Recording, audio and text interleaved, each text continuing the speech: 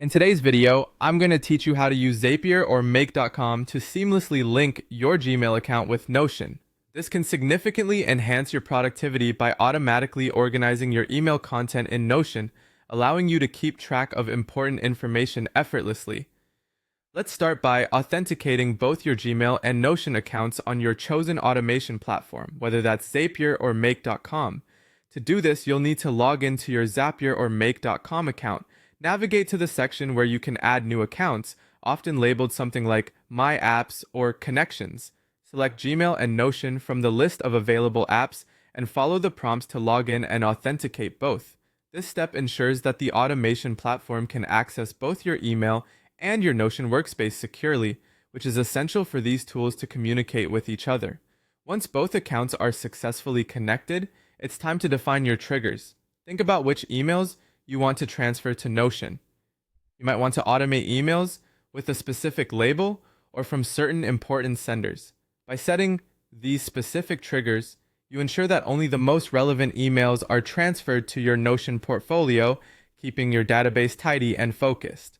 In Zapier or Make.com, you'll create a zap or a scenario that specifies these conditions so that only emails meeting these criteria will be moved over.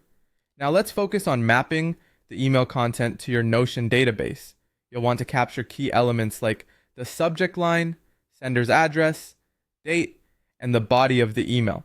This involves creating fields within your Notion database that act as placeholders for this information.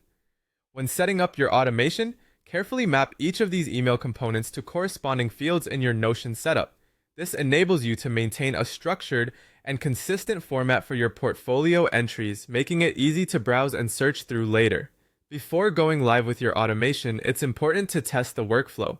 Run a test to ensure that emails fitting your defined criteria are correctly transferred into Notion with all the necessary details appropriately mapped. During this phase, be on the lookout for any errors or mismatches in the data transfer and adjust your field mappings or triggers as needed to achieve the desired accuracy. Once you're satisfied with the test results, go ahead and activate your automation. From this point forward, every time an email that matches your criteria lands in your Gmail inbox, it will automatically populate your Notion portfolio. This not only saves you time, but also minimizes the risk of missing crucial information, letting you focus on what truly matters in your workflow. By the end of this setup, you'll have a smooth running system that bridges the gap between Gmail and Notion, streamlining your process of information management.